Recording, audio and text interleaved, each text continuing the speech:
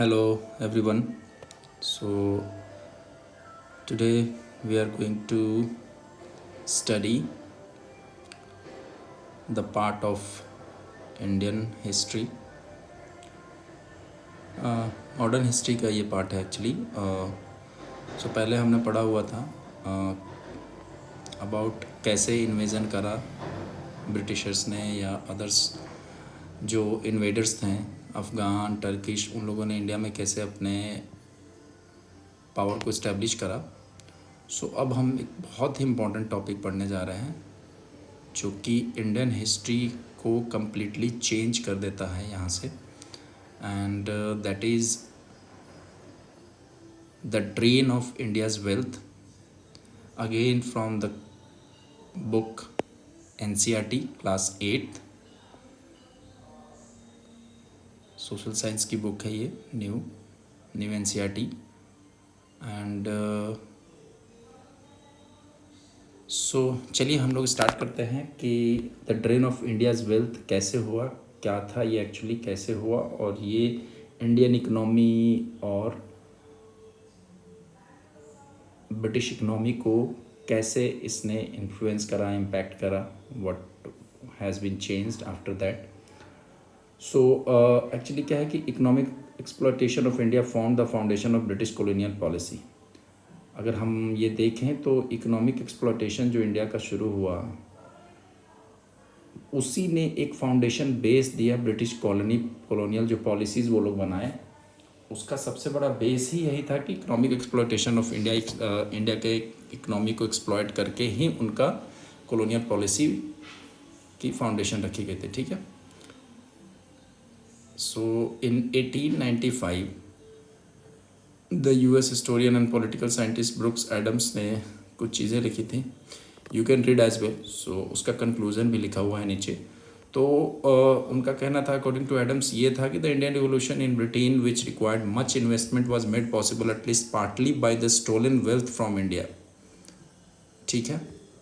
उनके कहने का मतलब ये था कि जो इंडस्ट्रियल रिवोल्यूशन ब्रिटेन में हुआ उसमें अ लॉट ऑफ इन्वेस्टमेंट की ज़रूरत थी, जो तभी पॉसिबल हुआ कि जो वेल्थ हम अंग्रेज़ों ने इंडिया से चुराया है उसका बहुत बड़ा रोल रहा है उसमें. उसका एक बहुत बड़ा हिस्सा रहा है British Indian revolution, industrial revolution में ब्रिटेन के. सो उन्हीं के बेसिस पे, वैसे ही कुछ स्कॉलर्स लाइक एडम्स और डिगबाई, उनके बेसिस पे भी हमारे यहाँ के भी पॉलिटिकल फिगर थे, रिस्पेक्टेड पॉलिटिकल फिगर थे, दादा भाई नौरोजी साहब. सो उन्होंने एक बुक लिखा that is authored in 1901 named poverty and un British rule in India.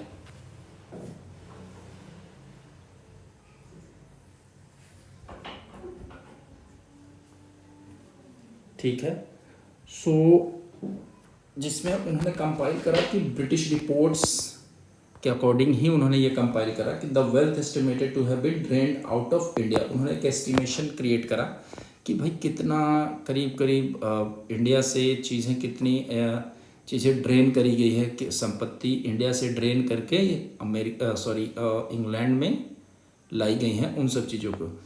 और उसी टाइम पे एक हमारे और बहुत बड़े हिस्टोरियन थे, रिनॉन्ड हिस्टोरियन थे, RC दत्त साहब, रोमेश चंद्र दत्त साहब. तो उन्होंने भी एक सेम चीज़ करा. उन्होंने भी एक बुक लिखी, इकोनॉमिक हिस्ट्री ऑफ इंडिया. सो ये सारी चीज़ें जब या फिर और भी बहुत सारी चीज़ों के जब स्टडी करते हैं तो हम एक ये चीज़ कंक्लूड करते हैं कि many billions of pounds from India का भी का एक्सट्रैक्ट किया गया है कॉलोनाइजर्स द्वारा. तो जैसे एक रिसेंट रिपोर्ट के अकॉर्डिंग अगर देखा जाए जो उत्सव पटनायक के द्वारा है, तो उनके उस रिपोर्ट के अकॉर्डिंग एस्टिमेशन के अकॉर्डिंग देखा जाए तो 1765 से लेकर के 1938 के बीच में करीब करीब 45 ट्रिलियन US डॉलर्स का, जो कि करीब करीब 13 गुना पूरे ब्रिटेन का GDP जो 2023 में था उससे 13 गुना ज़्यादा एक्सट्रैक्ट किया गया है, ड्रेन किया गया है इंडिया से US में उस टाइम पे करीब करीब आप ये कह लो 150 साल, करीब करीब you can calculate approximately it will go 1765 to 1938।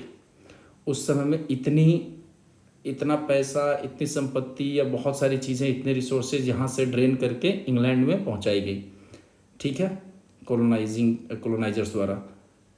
तो आप सिर्फ ब्रिटेन को ही नहीं कह सकते, थोड़े बहुत उस टाइम पे पोर्तुगीज़ भी होंगे और डच भी होंगे, फ्रेंच वालों ने भी कुछ करा होगा, but major part has been taken by Britishers, because उनका ज़्यादा दिन तक कंट्रोल रहा था इंडिया पे, एंड ब्रॉड एरिया में भी रहा था, तो ऑल ओवर इंडिया में उनका ऑलमोस्ट रहा था।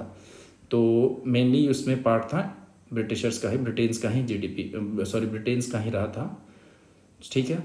और ऐसा नहीं है कि वो सारी चीज़ें सिर्फ और सिर्फ टैक्स के थ्रू एक्सट्रैक्ट करी गई थी, उसमें बहुत सारी चीज़ें थी, जैसे इंडियंस को कॉलोनियल पावर्स के एक्सपेंडिचर पे, जैसे कि उन्होंने रेलवे बनाया, टेलीग्राफ बनाया इंडिया में, या फिर वॉर जो इंडिया में लड़ते थे ब्रिटिशर्स किसी और कॉलोनाइजर से, या इंडियन किंग्स जो राजा हुआ करते थे, या लोकल जो जमींदार्स होते थे जिससे भी युद्ध करते थे, वो सारी चीज़ों का चार्ज करते थे वो इंडियंस पे ही। तो सिर्फ टैक्स के थ्रू इतना पैसा नहीं ले गए थे, उसमें इन सब चीज़ों का भी था, इंडियंस पे बोझ डाला गया, इन सब सारे एक्सपेंडिचर, सारे खर्चों को इंडियंस पे ही डाल करके सारी चीज़ें एक्सट्रैक्ट करी गई, ठीक है।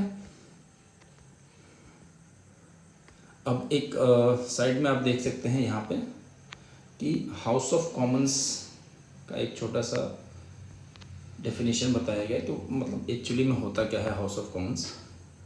तो house of Commons is the name for the elected lower house of the bicameral parliament of the UK, ठीक है। जो लोअर हाउस होता है ना, इलेक्टेड लोअर हाउस, जैसे आप हमारे यहाँ कह सकते हैं लोअर हाउस हम लोकसभा को बोलते हैं, तो सेम काइंड ऑफ वहाँ पे भी है, तो यूके में उसको बोलते हैं। और Dadabhai Naoroji was the first Indian to be elected to the British House of Commons, ठीक है।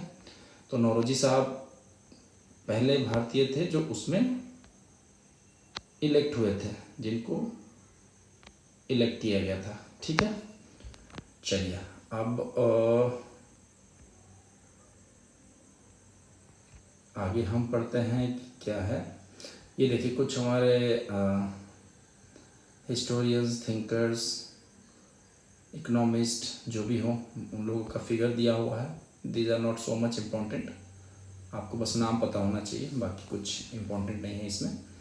अब हम नीचे चलते हैं कि ये देखिए एक पेंटिंग बनाई गई है, the East offering its riches to Britannia, making sense of the painting symbolism, ठीक है। अब इसमें देखिए 2 डार्क फिगर्स, मेनली इंडियंस को माना गया, offering bales of cottons Britishers को, animals from India, god Mercury symbolising commerce and travel, Britannia with the land symbolising power, ये सारी चीज़ें Indians offer pearls and jewellers to the Britannia, China offering a precious jar to the Britannia, the East India company's naval power को वहाँ पर दर्शाया गया है, पीछे जो शिप दिख रही है आपको, and old father Thames symbolising London, ठीक है। सो ये फिगर है, ये कोई इम्पोर्टेंट नहीं है, बस ये नॉर्मली उस टाइम पे किसी ने ये पेंटिंग बनाई थी कि मतलब ब्रिटानिया का कैसे लोगों ने अमीर बनाया, या जो भी चीज़ें थी वैसे, ठीक है। आप देखिए हम नेक्स्ट पढ़ते हैं चेंजिंग लैंडस्केप्स, कि जो इंडियंस के जो लाइफस्टाइल था, या इंडियंस का पूरा कल्चर, या पूरा का पूरा रहन सहन, जीवन शैली पे कैसे असर पड़ा, कैसे उन सब चीज़ों में बदलाव आया इस कॉलोनियल पीरियड के टाइम पे, तो वो चीज़ें थोड़ा पढ़ेंगे कि कैसे क्या हुआ, वो सारी चीज़ें थोड़ा सा हम ब्रीफली पढ़ते हुए आगे बढ़ेंगे, ठीक है। So decline of India's indigenous industry, सबसे पहले क्या हुआ कि इंडिया का खुद का जो इंडस्ट्रियल बेस था, बहुत इंडस्ट्रीज़ थी हमारी उस टाइम पे, खास करके आप कह सकते हो कि मैकेनाइज्ड, आप कह सकते हो मैनुअल आप कह सकते हो, नॉट मैकेनाइज्ड, मैनुअल इंडस्ट्रीज़ बहुत हुआ करती थी। सो मेनली जैसे टेक्सटाइल में खास करके कॉटन, सिल्क, वूल, जूट, हेम्प, कोयर, तो ये सारी चीज़ों में हमारा बहुत बड़ा कैपेबिलिटीज़ हुआ करता था, पूरी दुनिया में हमारा नाम हुआ करता था। कब? 18वीं शताब्दी के पहले, दैट इज़ बिफोर 1700 की बात हम कर रहे हैं, लाइक टिल 1699 के आसपास तक हमारा पूरे वर्ल्ड में इन सब चीज़ों में बहुत हम हाईली कैपेबल हुआ करते थे manufacturing of these things, textiles में, ठीक है। डिज़ाइनिंग इंडियन कॉटन्स की टेक्सटाइल्स जिसमें बहुत सारा इंट्रिकेट डिज़ाइनिंग हुआ करता था, वो सब चीज़ें, ब्राइट कलर्स, टेक्सचर, ये सब मुस्लिम्स वगैरह का रिचली एम्बॉडीड फैब्रिक्स, ये बहुत ही डिमांड में हुआ करती थी पूरे वर्ल्ड में, खास करके इंग्लैंड वगैरह यूरोपियन कंट्रीज़ में, ठीक है। आप देखिए ब्रिटिश पॉलिसी कैसे कैसे इन लोगों ने इंडिया के जो घरेलू उद्योग थे उनको कैसे इन्होंने ख़त्म करा, वो चीज़ें हम इसमें थोड़ा पढ़ेंगे, ठीक है। सो देखिए, British policy imposed heavy duties on Indian textiles imported into Britain while forcing India to accept British manufactured goods with minimal tariffs, ठीक है।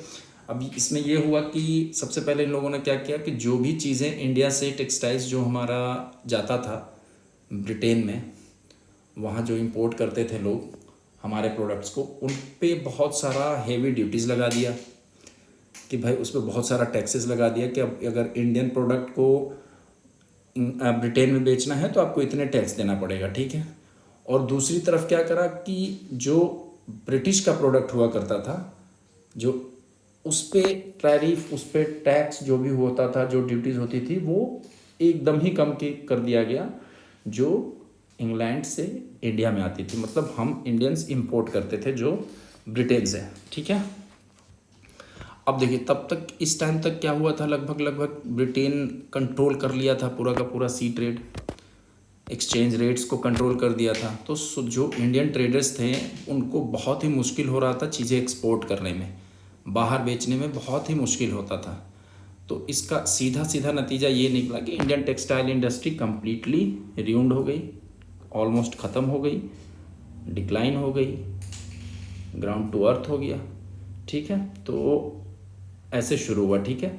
अब जब 19th सेंचुरी हुआ, लगभग 1899 के बाद 1799 के बाद शार्पली ये इंडियन टेक्सटाइल का एक्सपोर्ट जो है बहुत तेज़ी से नीचे गिरा, और ब्रिटेन का इंपोर्ट जो था इंडिया में वो बहुत ही तेज़ी से इम्प्रूव करा, एकदम एक्सपोनेंशियली इम्प्रूव करा।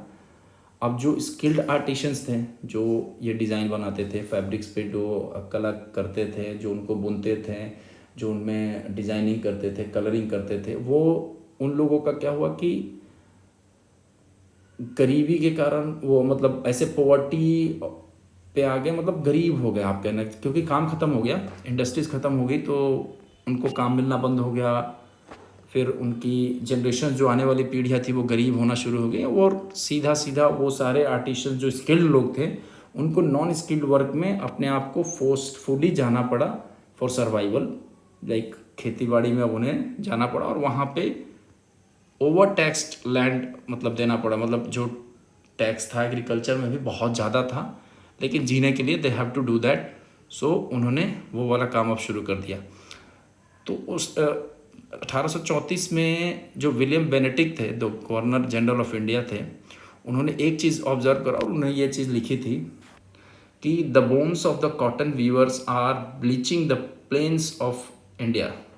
उन्होंने बोला कि जो कॉटन वीवर्स थे, कॉटन के जो बुनकर हुआ करते थे, जो सूती बुनकर हुआ करते थे हमारे देश के, उनकी जो हड्डियां हैं वो जितने प्लेन्स, क्योंकि कॉटन जो है प्लेन्स में होता था, लाइक महाराष्ट्र, मध्य प्रदेश, मेनली थोड़ा सा पार्ट ऑफ आप कह सकते हो कर्नाटका, इन सब चीज़ों में, यूपी में भी थोड़ा सा पार्ट में होता होगा, आई डोंट नो एग्जैक्टली कि कितना, मतलब प्लेन एरिया में होता था। ये कहने का मतलब है कि नॉट हिली, नॉट हिली रीजन्स में या फिर बर्फ वाले एरिया में नहीं, प्लेन एरिया में होता था। तो उनके कहने का ये मतलब था कि वो इंडियन प्लेन्स को उनकी हड्डियां ब्लीच कर रहे हैं, मतलब they are into very bad situation. ये उनके कहने का मतलब सारांश था, कंक्लूजन ये था उनके कहने का मतलब। अब सेम काइंड ऑफ सीन था manufacturing of iron, steel, paper and other goods में भी। वर्ल्ड जीडीपी, जो India share of the world GDP kept declining through out the colonial rule, ठीक है। जीडीपी जो था, वर्ल्ड जीडीपी में जो इंडिया का भाग था वो हमेशा ही, अब जैसे ही कॉलोनियल रूल शुरू हुआ था तो डिक्लाइन होना शुरू हो गया, नीचे आना शुरू हुआ लास्ट में ऐसा हुआ हमारे इंडिपेंडेंस के टाइम में कि वो करीब करीब 5% पे आके रह गया, जो कि एक टाइम पे आई थिंक 32% या समथिंग हुआ करता था। I don't know the exact figure, आप सर्च कर सकते हो अगर आपको जानना है तो, but that is not important for you. ठीक है, अब सिर्फ 2 सेंचुरी मतलब 200 सालों में one of the richest lands of the world था इंडिया उस टाइम पे, वो एक one of the poorest land बन गया, सबसे गरीब देश में उसकी।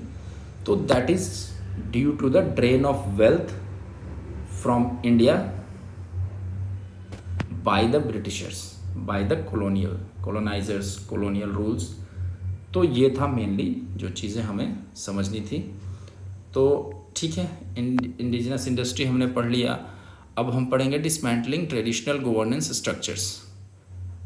गवर्नमेंट के स्ट्रक्चर को जो हमारा ऐतिहासिक या ट्रेडिशनल जो स्ट्रक्चर हुआ करता था गवर्नेंस का, सत्ता चलाने की कैसे चलता था, उस सब चीज़ों को कैसे तोड़ा गया, कैसे छोड़ा, छेड़खानी करी गई उसमें, और कैसे उसको चेंज किया गया अकॉर्डिंगली, अपने हिसाब से उन लोगों ने चेंज करा, कैसे बर्बाद करा एक तरीके से, वो हम इसमें थोड़ा सा पढ़ेंगे। ठीक है, सो ब्रिटिश कॉलोनियल के पहले, before British colonisation, Indian possessed well organised system of local self governance. ठीक है, कॉलोनियल पीरियड के पहले इंडिया का जो था वो एक लोकल सेल्फ गवर्नेंस जो था वो एक पूरा संगठित, वेल ऑर्गेनाइज्ड, एकदम सही तरह से ऑर्गेनाइज सिस्टम हमारा बना हुआ था।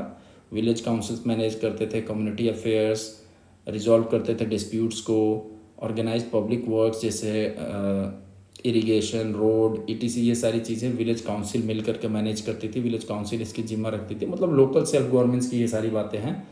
रीजनल किंगडम्स जो होते हैं वो कॉम्प्लेक्स एडमिनिस्ट्रेटिव स्ट्रक्चर को मैनेज करते थे, जैसे कि लोकल नीड्स क्या होती हैं, उनकी कंडीशंस क्या होती हैं, उन सब चीज़ों को वो संभालते थे। तो लोकल सेल्फ गवर्नमेंट हमारा गवर्नमेंट्स बहुत अच्छा था, बहुत मैनेज था, ऑर्गेनाइज था। ठीक है, अब 1830 में मेटकाल्फ थे हमारे एक, उस टाइम पे मेटकाल्फ हुआ करता था गवर्नर जनरल ऑफ इंडिया। ठीक है, उसने डिस्क्राइब करा the system and its efficiency in its this important statement. एक स्टेटमेंट में हमें समझ में आएगा कि हमारा सिस्टम कैसा हुआ करता था और उसकी क्या महत्वपूर्णता थी उस टाइम पे। ठीक है, उन्होंने लिखा, उस बंदे ने लिखा, the village communities are little republics having nearly everything they want within themselves. मतलब कि रिपब्लिक्स कम था, आप कह सकते हो गणतंत्रता बोलते हैं वैसे रिपब्लिक का मतलब, कहने का मतलब कि कम्युनिटीज़ जो थी, विलेज कम्युनिटीज़, उनको गणतंत्र होने, बहुत कम गणतंत्र थे, लेकिन हैविंग नियरली, उनके पास सारी चीज़ें अवेलेबल थी, तो उन्हें गणतंत्र होना ना होने से ज़्यादा फर्क नहीं पड़ता था। तो लिटिल रिपब्लिक्स हुआ करते थे, और nearly everything they want within themselves, उनके पास ही सारी चीज़ें अवेलेबल होती थी जो उन्हें ज़रूरत होती थी। They seems to last where nothing else starts. ठीक है, dynasty after dynasty tumbles down, revolution succeeded to revolution, but the village community remains the same. राजा की डायनेस्टी चेंज होती रही, रिवॉल्यूशन होता रहा, रिवॉल्यूशन पे रिवॉल्यूशन हुआ, बट जो विलेज कम्युनिटी का जो सिस्टम था, जो लोकल सेल्फ गवर्नेंस का सिस्टम था, वो सेम ही रहा पूरे पीरियड में, कोई उसमें फ़र्क नहीं आया। This union of the village communities, each one forming a separate little state in itself, has contributed more than any other cause to preservation of the people of India. जो village community है वो एक separate छोटा सा state अपने आप में ही form करता है, और वो कंट्रीब्यूट करता है एक दूसरे को, और किसी भी तरह का जो इंडियन के लोगों को जो प्रिजर्व करा ना, उसमें सबसे बड़ा रोल इस चीज़ का था कि जो विलेज कम्युनिटीज़ का जो यूनिटी था, विलेज कम्युनिटी का जो सिस्टम था कि हाउ टू मैनेज, वो सारी चीज़ें सबसे इम्पोर्टेंट हुआ करती थी। ठीक है, the British systematically dismantled the indigenous governance system, replacing them with the centralised bureaucracy designed primarily to facilitate tax collections and maintain order rather than promote public affairs. ठीक है, अब सर ब्रिटिश ने इसको सिस्टमेटिक तरीके से इसको dismantle करना शुरू करा, तोड़ना शुरू करा। जो इंडिजिनस हमारा गवर्नेंस सिस्टम था उसको सिस्टमेटिकली तोड़ना, चेंज करना शुरू करा। सबसे पहले इन लोगों ने क्या करा कि जो लोकल सेल्फ गवर्नेंस है उसको सेंट्रलाइज्ड ब्यूरोक्रेसी में कन्वर्ट करा। हमारा जो पॉलिसी चलता था, जो हमारा सिस्टम हुआ करता था, वो डिसेंट्रलाइजेशन बेस्ड था मेनली, कि विलेज कम्युनिटी पे ऊपर के एडमिनिस्ट्रेशन का ज़्यादा वो नहीं है डिपेंडेंसी। लेकिन इन्होंने क्या करा कि सेंट्रलाइज्ड ब्यूरोक्रेसी डिज़ाइन करा कि भाई सारी चीज़ें एक जगह से हैंडल होंगी, सबको अपनी अपनी आज़ादी नहीं है सब चीज़ करने का, और एक ऐसा डिज़ाइन करा कि टैक्स कलेक्शन, ऑर्डर मेंटेन करना है, इन सब चीज़ों को ऐसा सेंट्रलाइज करके शुरू करा, फैसिलिटेट करना, और ना कि पब्लिक वेलफेयर पे इन्होंने ध्यान दिया। ठीक है, अब इसके बाद ये जो हज़ारों साल से, सैकड़ों साल से जो हमारा मैकेनिज़्म बना हुआ था कम्युनिटी का डिसीजन मेकिंग का, उसको कम्प्लीटली तोड़ दिया, कंप्लीट चेंज कर दिया। अब इन्होंने अपना कोड ऑफ लॉ इंट्रोड्यूस करा, जिसमें कस्टमरी लॉ और प्रैक्टिसेस जो हमारी हुआ करती थी इंडियन कम्युनिटीज़ का, जो जनरेशन्स बाई पीढ़ियों से जो चलती आ रही थी, उसको इन्होंने सीधा सिरे से नकार दिया, डिसरिगार्ड कर दिया, चेंज कर दिया आप कह सकते हो, और मॉडर्नाइजेशन को इम्पोज करा ज़बरदस्ती आप कह सकते हो। मॉडर्नाइजेशन जैसे कि उन्होंने इंडियन को सीधा ही सीधा बाहर कर दिया जुडिशियल सिस्टम्स में, कोर्ट्स बनाए जो कि महंगा हुआ करता था, टाइम कंज्यूमिंग हुआ करता था, और वो सारी कोर्ट्स चलते भी थे फॉरेन लैंग्वेजेस में, तो ये कम्प्लीटली इंडियंस के लिए अनसुटेबल था।